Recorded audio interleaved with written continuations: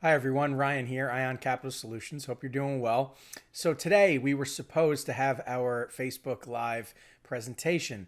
Unfortunately, we learned a valuable lesson live, and that was do not use Facebook's broadcasting system to go live. Instead, use a third-party broadcasting system to plug into Facebook so that we're able to do everything effectively that we wanted to do in the first place. So with that being said, we were unable to go live on Facebook after trying a few times. We did have quite a few people show up, so a humbling day to say the least. But with that being said, we did convert over into a group call on Google Meet. We did record our presentation.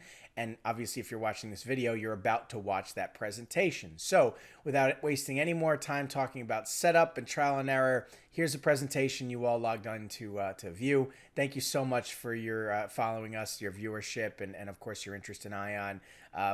Let's kick things off. Thanks.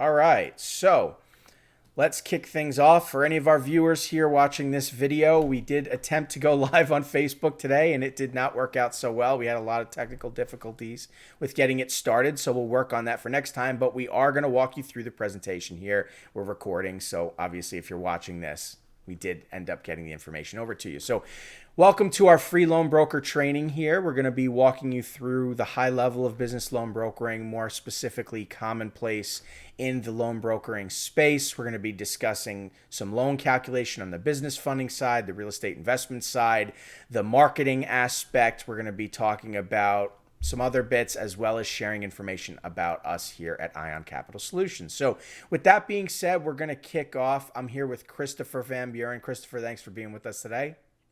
Thank you. Thank you. Terrific. Terrific. So I guess with that being said, let's kick things off. Let's dive into the first slide. So what's the best way to get leads? This is a very common question when it comes to business loan brokering, right? Anybody who's either active in the space trying these things or looking to get set up and established for the first time, you're looking what direction to go. So let's review these options, and then we'll let you know what our recommendations are and how we practice here at Ion. So buying business leads is where we'll start in the top left right here, right? Buying business funding leads, right? Dialing for dollars. So you buy some pop crumb leads or whatever from a aged leads company, whether they're 30, 60, 90 days old. You pull out your phone, right? You pound the phone, you make your 300 to 500 calls a day, call as many businesses as you can, get somebody interested in funding, right? The problem with this methodology is the vast majority of people are doing this, right? Christopher and I have a lot of experience calling and cold calling, and we know, and anybody who's active in this space knows just how often these business owners get calls like this. And the reality is endless solicitation becomes a pest to the client.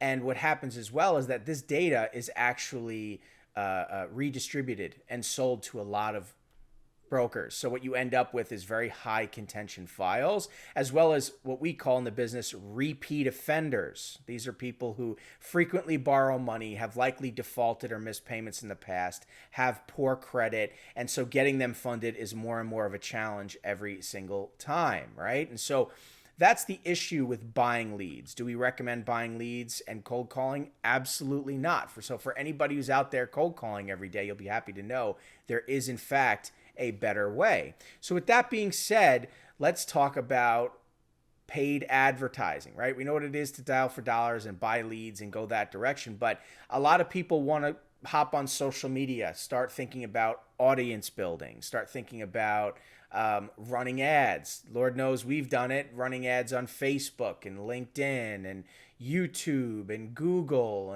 and it sounds good, right? You're going to position an ad. It's a shotgun approach, get it out in front of a ton of business owners in the hopes that they will then be willing to apply with you for funding. The problem with this is it's quite expensive. And it's really more for branding.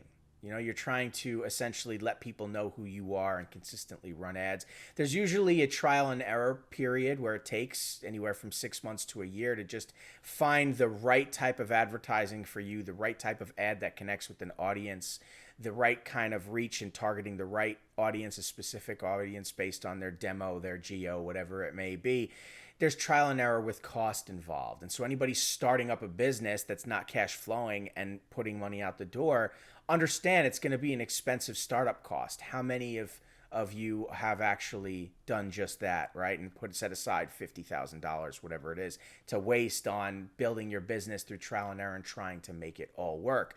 Building a business, something we're going to talk about in a little bit here. There's posting, right? You could create posts and create a group for yourself or on social media such as Facebook, right? Or even off your main profile and have a lot of friends and then create large posts or join groups, right? If you like funding real estate investors or business owners, you can join a group, create a post, get people to comment with their contact information. You offer funding options. Here's what you can offer, right? Drop your email, your phone number. I'll reach out to you. I'll let you know what we can do for you. And as much as that might sound like a good idea, what you're really doing is providing public information to a ton of brokers just like yourself who are going to solicit to and call those clients. And just because you have interested parties there doesn't necessarily mean that those people are qualified, right? So where sure you may be able to connect with some people like that, using that avenue, probably not the best way to go about it. There's SEO. I think without even diving into that can be quite complicated. You're usually going to have to get an agency involved. They're going to want their fee plus whatever your cost of operation is, again, paid not the right direction. There's live transfer leads. Everybody seems to think that those are the best leads right up until they pay for them and actually get them. So that's essentially having a company in another country where they're going to just pound the phones and call people all day, get a business owner on the phone, try and get them to stay on the phone while they're dialing you until they get you on the phone, then they transfer that lead over to you. What you end up with is a very angry customer who doesn't know who they're talking to, why they've been called 15 times that day, and you're paying $20, $30, $40, even $50 for that live transfer lead. And very rarely do they want to talk to you. And if they do want to talk to you, they're not properly qualified. So there's usually an issue with the file. Now, all of these methods can work. You may find some interest, but they're not reliable.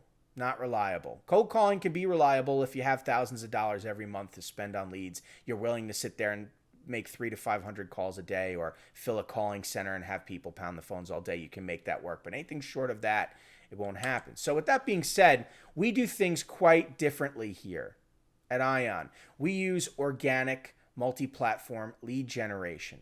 We grow our own leads organically. We're not paying for solutions. We're not running ads. We're not buying leads. We're not cold calling. We're warming up leads organically on social media, but in an unintended way. When I say unintended, if you were to go on Facebook and you were to generate leads, essentially what you would be doing is you would be generating leads, you would be running an ad, right? So you would say, okay, I want to, I'm going to run an ad. It's going to reach this many people. Here's how many clicks, views I want to have. And there's a dollar amount associated with that, right? Or you're going to post. You create a post, then you can put money behind that post and boost that post. This is the way that Facebook wants you to use their platform. That's the intended way. If you were to go on YouTube, right, they want you to run ads and incorporate Google. And so you're using Google Ads, and you have to get that all set up, which is very complicated and it's expensive. These are platforms that you can utilize to gather leads, but there's an intended way that these companies want you to use their platforms. We do not do that. We operate in between the lines organically, and we connect with people in a way where it's a warm conversation. We understand where to go, where these people are congregating, and then we're communicating with them. We know they want our services. So by the time we hop on the phone, they're happy to talk to us. Ever hear the expression like shooting fish in a barrel? Right? Essentially, we have the fish finder. We know where they are. We're standing over the bow of the boat, and boom. That's how we're catching our fish. Instead of casting a wide net, right, or trying to figure out the right bait. It's all about a specific workflow and understanding how to actually connect with people. So if you're watching this video and you want to know how we're actually doing this, Obviously, we're not going to share that over at the training video here. If you want to learn more about it, you can schedule a call, learn more about ION, our programs, and how we do things. But one of the things I will share with you is that we are emailing. We do have email campaigns established and set up. We are using sequences to follow up with our clients automatically. We are using deliverability services to make sure that our emails are actually landing in clients' inboxes. Spam is a serious problem, and it's becoming more strict and stringent every single day. And so understanding how to properly navigate that space and utilize the right tools and how to put together an effective campaign can make all the difference when connecting with people. Now, this is not the only way that we're generating leads. It's multi-platform organic lead generation, but this is just one of those avenues. Christopher, you're quite good with the email sequencing and getting it established. You've run a lot of campaigns. Can you speak a little bit more to this methodology and how it can be helpful to connect with our audience? So, I mean, with emails, I mean, if you think about it, if we open up our email boxes right now, how many of us are receiving messages from companies, products, and services that we have long forgotten about?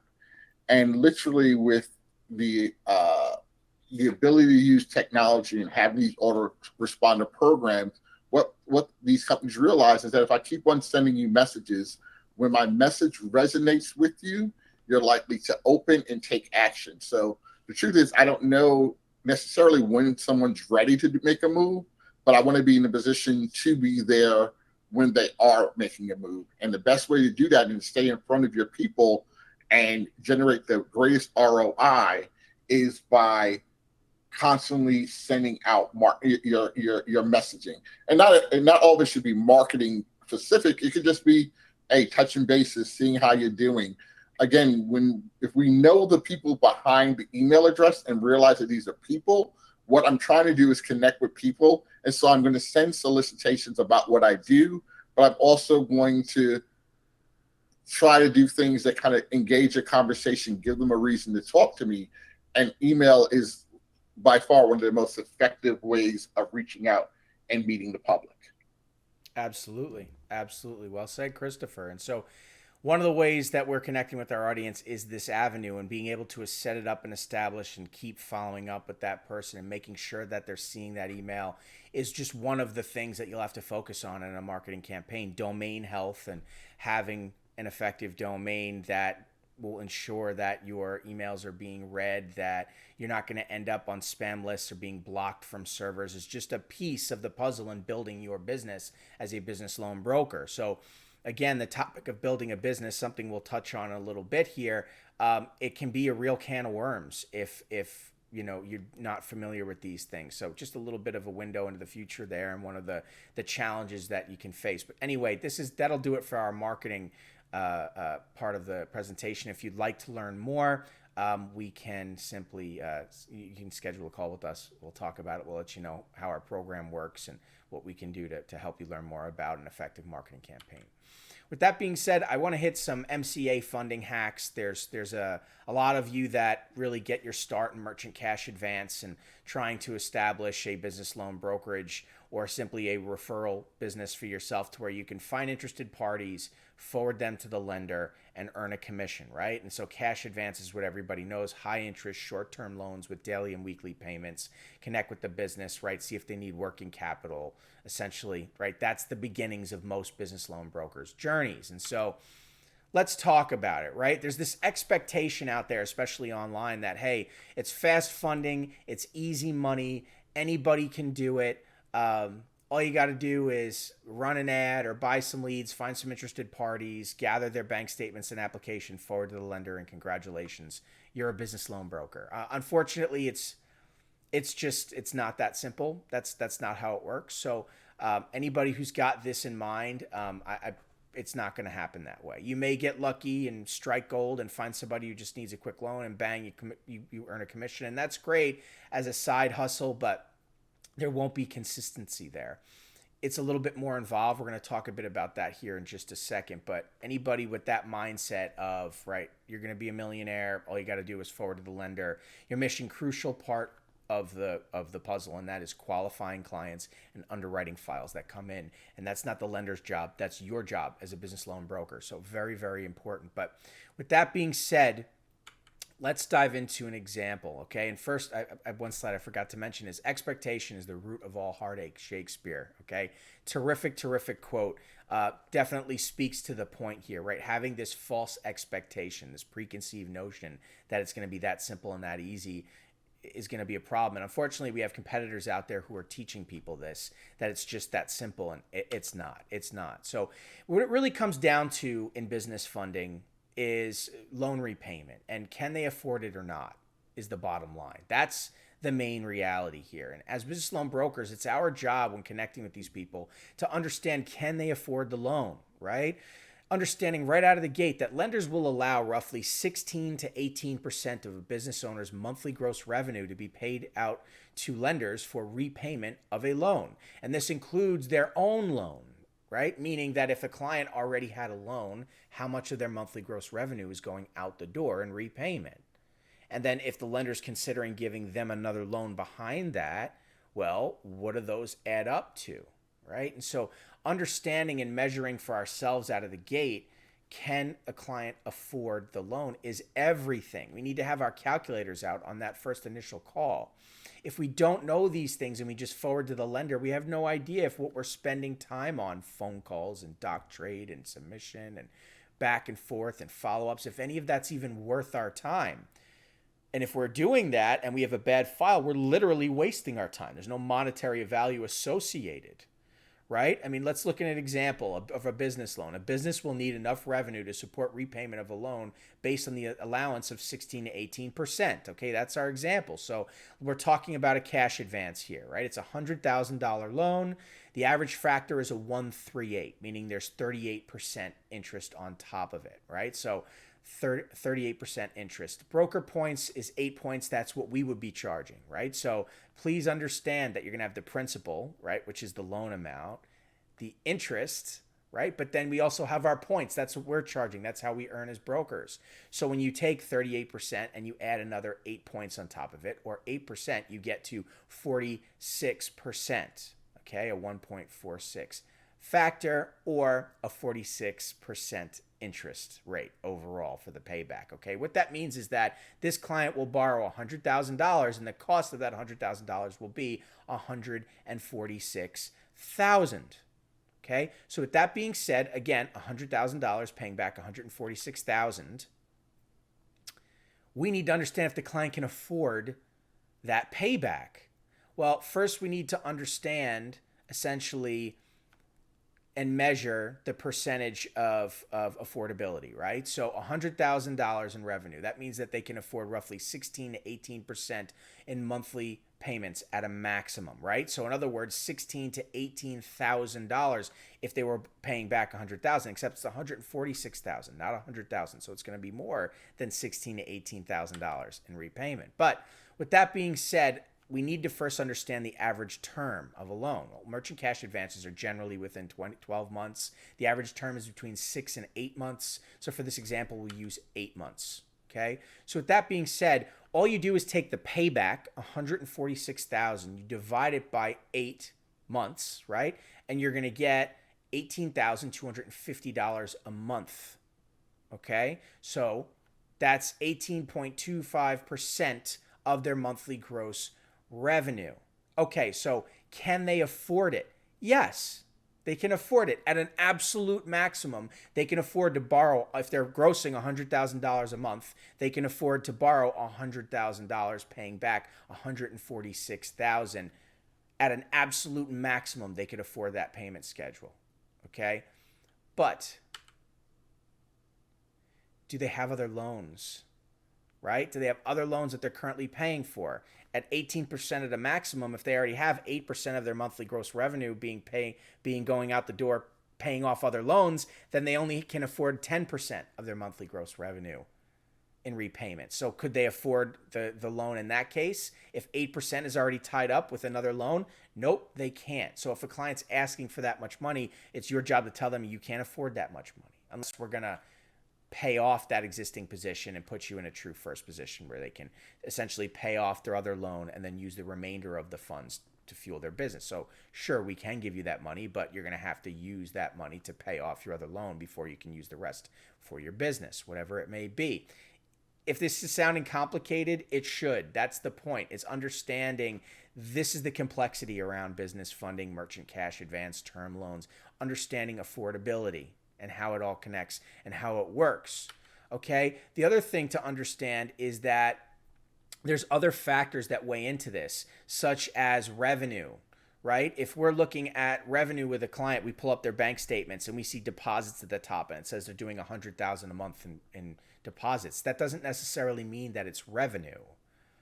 So we need to look at the line items and ascertain for ourselves, how does this actually work, right? What is revenue? What is a suspicious wire? For instance, if they have a wire from Blue Capital Funding for $25,000, that's not revenue. That's a loan, right? So we know their $100,000 in deposits deduct $25,000 because they don't have $100,000 in revenue.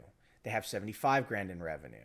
So that's going to affect everything I just showed you there, right? Understanding that is there stability in cash flow, right? Are there excessive negative days, overdraws? That's going to play its part, right? Are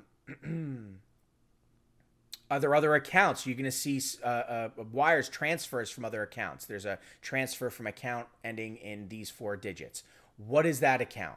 Where is that money coming from? We need to see that account now. Is that actual revenue, or are they just moving money back and forth between accounts trying to make it look like revenue?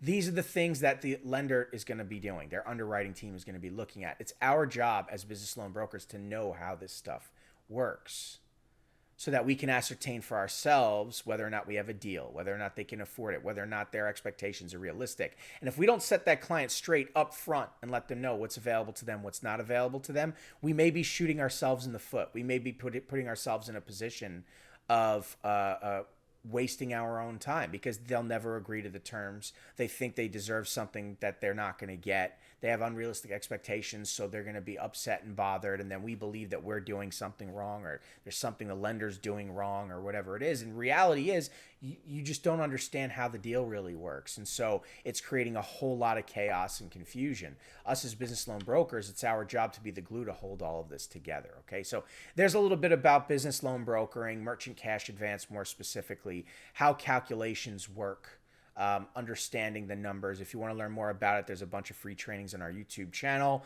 And of course, you can schedule a call with us to learn more about how we do that here at Ion. So with that being said, Christopher now is going to walk you through real estate investment funding calculations, how to run an effective call with a client, understanding what questions to ask, how to work the numbers.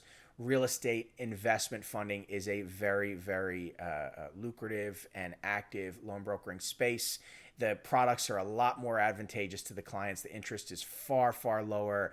We're not dealing with the toxic merchant cash advance. There's lots of ways to earn a commission, and hopefully you'll all learn that you don't just have to push a high-interest short-term loan with a daily payment to make money in this space. There's lots of ways to do that. So with anyway, Christopher, please take it away. We'll start off with the 3 qualifying questions, and then I'll dive into your standard rehab loan calculation slides that you created. All right, thanks. So basically the key to, you'll see within business funding, real estate funding, anytime we're looking at a person requesting cash for any reason, we really want to kind of analyze what they're requesting and make sure it makes sense.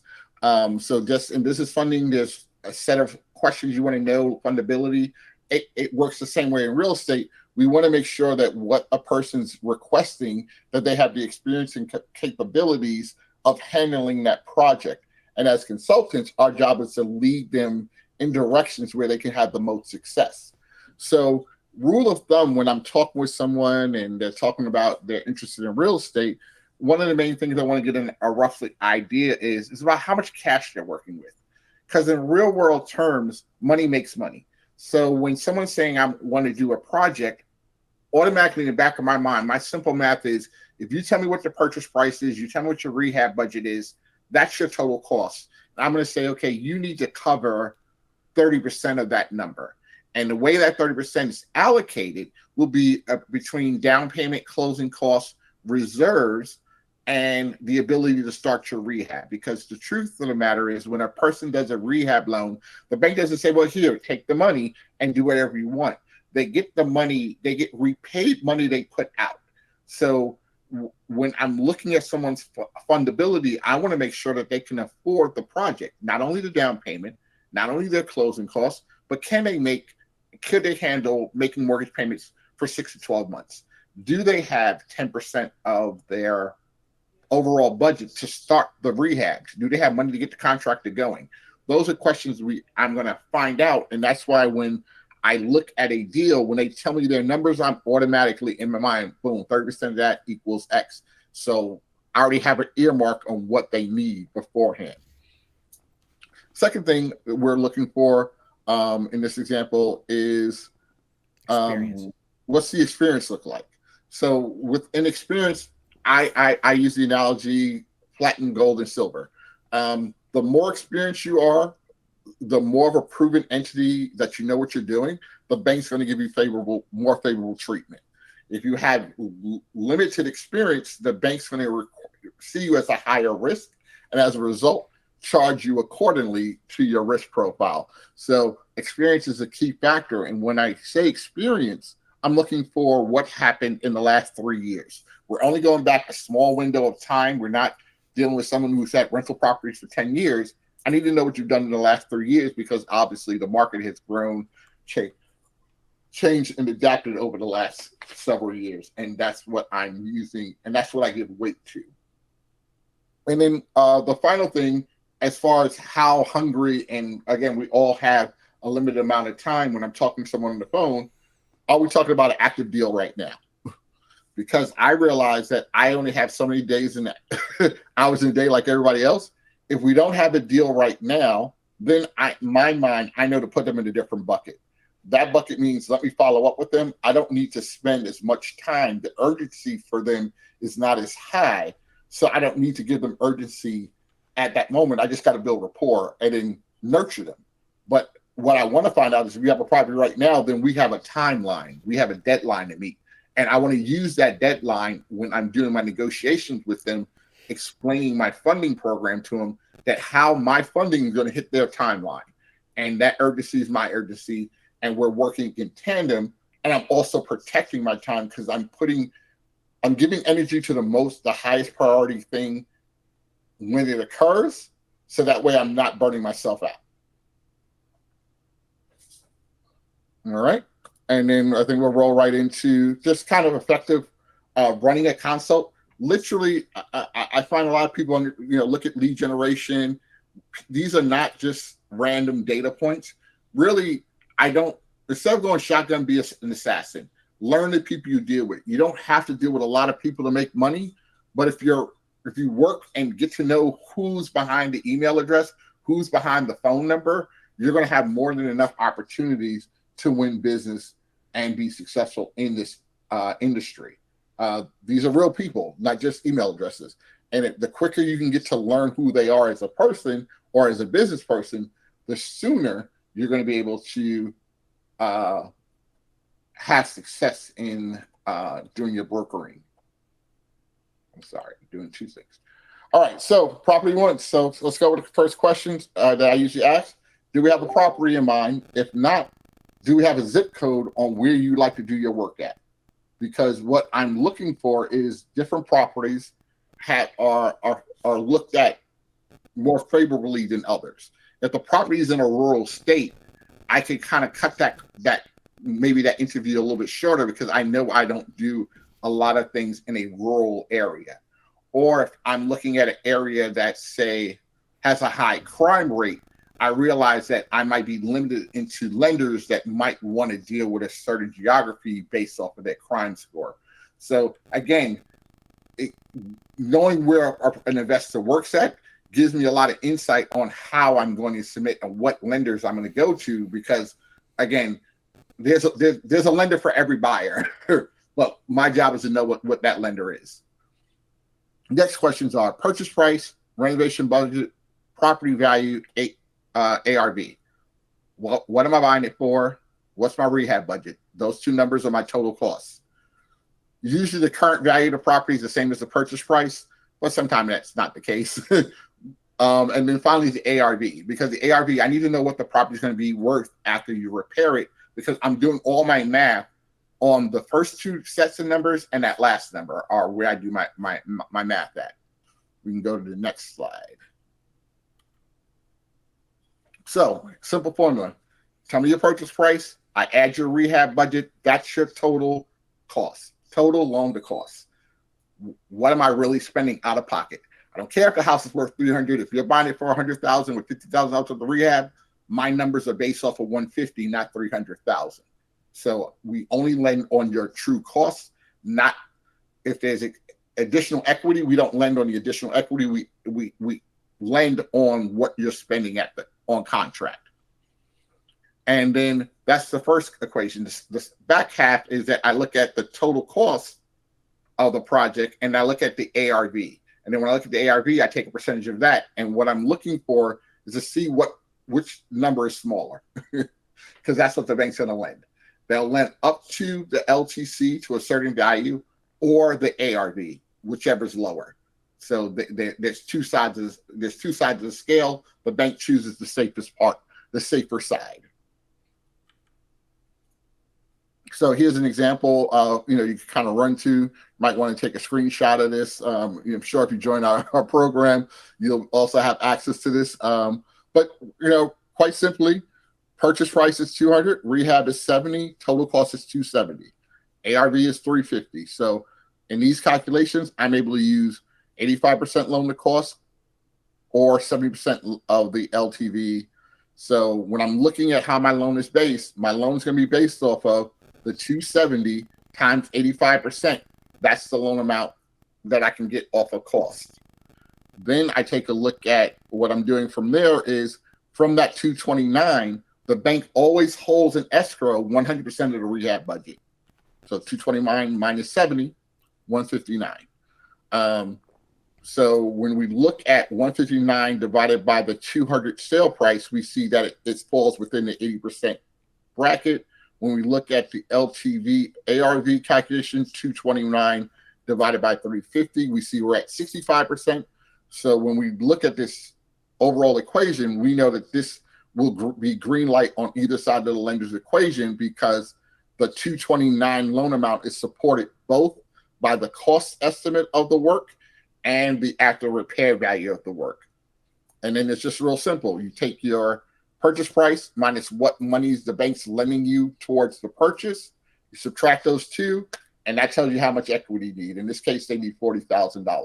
So real simple. If you look at it a couple of times, play around with the numbers, play around with the calculations, you'll kind of get the hang of it.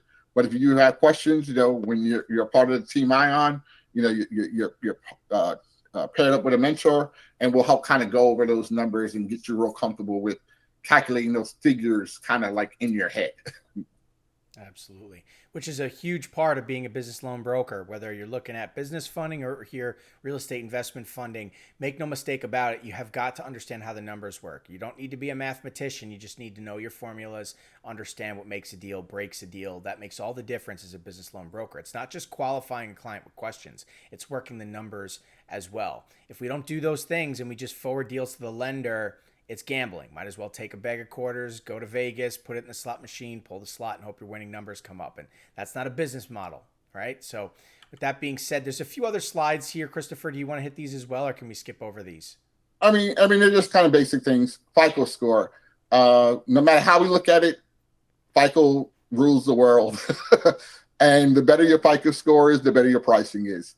Banks have minimums and minimum requirements. Obviously, if you're on the lower end of a FICO scale, you're going to have a higher rate. So again, when we're talking to people and having these conversations, if they tell me that they have an issue with their number or their number's low, my job right then and there is to kind of let them know, well, because of that, you're going to be in one of the lower tiers. And so you can expect a little bit, you're going to pay a little bit more because of where you're at right now. So even before I give them the true quote, I'm already preparing them in their heart and mind. This is not going to be as cheap as compared to if you had a 700 FICO score. So again, managing the expectations before I go in for the kill. So I'm using everything they tell me to sell them to sell them a solution or to provide them a solution. I don't really sell, I consult, I give solutions. Then we want to know what your exit strategies are. Are you flipping it? Is this a buy and hold? Is this a refi? Each one of those have different variables, and we want to make sure that you can succeed in your exit strategy, because at the end of the day, we want to make sure that the client has success in finishing their project. And then the cash reserves almost go back to that first question. 30% of whatever the number is usually what I earmark to make sure they have enough liquidity. You can't buy $1 million property with $10,000 is basically what that breaks down to. Yeah, absolutely. And so for any questions regarding this information, as Christopher mentioned before, you have a mentor here at ION who is responsible for this information, who understands it quite well. Christopher is one of our mentors. So, don't feel like all this knowledge has to be yours right off the bat. And that's really the point we're making here is there's a lot that goes into this and a lot as business loan brokers that we have to be responsible for. You have to choose. Do you want to build a business or do you want to learn the business? Here at ION, our students are able to, instead of build a business, simply plug in hours, go live into the marketplace week one, and work on deals with real clients earning real commissions while being paired with the mentor and leveraging support out of the gate, so that you don't necessarily need to be the expert to start earning money and accruing knowledge through experience. And that's really the best way to learn, as opposed to putting all that on hold and learning everything first, or trying to build a business and get it to function and then try and learn all this after the fact. Or many people go down that road and become very frustrated. It's why we created our program. We service that need. And so if anybody's watching this video, right, and considers to themselves for a second, well, this is a lot of information. This is new information to me. This seems a bit frustrating or a bit complex or whatever it is. Take a step back and realize Rome wasn't built in a day. Neither Christopher nor myself just woke up one morning and all this knowledge was ours. It took time. You don't need to be a rocket scientist. You just need to commit yourself to it. You need to go through the bumps in the road. You need to learn over time. You'll accrue the knowledge you need. We've both been doing this for a very long time. It's why we're able to speak to these points so articulately and pull from experience, which is why it just flows, right? But with that being said, there is a smarter way to do this, as I just alluded to. You don't need to actually build a business. We do not recommend building a business. The whole, there's other programs out there that'll say anyone can be a business loan broker. Just build a website and sign up with some lenders and run an ad or buy some leads and cold call and find some interested parties and forward to the lender and congratulations, you're a loan broker. I'm sorry, but those guys are completely full of it. That is not the profession of business loan brokering. We need to provide expert consultation to our clients. We need to properly vet those clients, them as business owners, their entity itself, their financials, their cash flow, their assets, their liquidity, the deal itself. We need to calculate affordability. This is what our lender partners are expecting of us so that we submit good deals to them that can be funded. What they don't want is for us to just to give any old person who says, I need money, and we say, sure, no problem. Send me your bank statements and application and just forward to the lender and hope that the deals works out. That wastes everybody's time. It creates all kinds of confusion. And trying to build a business around that and buy an expensive CRM and build a website and try and get set up with the lenders and all the agreements and get all that established and then pay for leads and cold call and reach out to clients. It's like trying to perform surgery with a blindfold on. Imagine if I told you for a minute that anyone can be a surgeon. Just go get a white coat and some surgical equipment and go find some sick people on the street and bring them back home and start cutting them open and cut out the cancer. When you think about it that way, it's kind of ridiculous, And so don't try and build a business. Don't try and operate a business without experience. You need to be surrounded with experience and support. If we wanted to get involved in the insurance business with no experience, we'd go take a job. We start at entry level. We learn how it works. We work our way through different departments. We all know that to be true. That's indicative of the way life works. Now, we've worked out a system here at IAM where we can streamline that process. You can go through all of that experience and training while earning money. It's not a job, right? You're not being locked in anything. There's no exclusivity or anything like that. But it's an expedited journey for you to learn front-end marketing, front-end sales, back-end underwriting and processing, team management, data management, lender management negotiation, client management negotiation and sales, how a brokerage functions and operates, all the nuance surrounding these things. You're surrounded with support. You have a mentor working with you and your clients on deals. You're earning while you're learning. You're active in the marketplace right away. You're generating leads for free.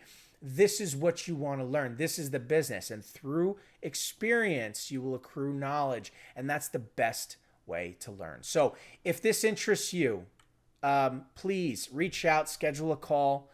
So sorry again for those of you who watched this video and you tried to join our live presentation on Facebook. The lesson that Christopher and I learned is do not try go live on Facebook utilizing their live software. Instead, we should be using a third-party broadcast system and plugging in, and that way we'll get what we want. So trial by error, isn't that the point? We've learned that ourselves, so everybody learned a bit of a lesson today. But with that being said, that's going to do it for this call. Christopher, thanks again so much for being with us today and helping us, walking us through those standard loan calculations. Any other bits of information you want to share before we log off?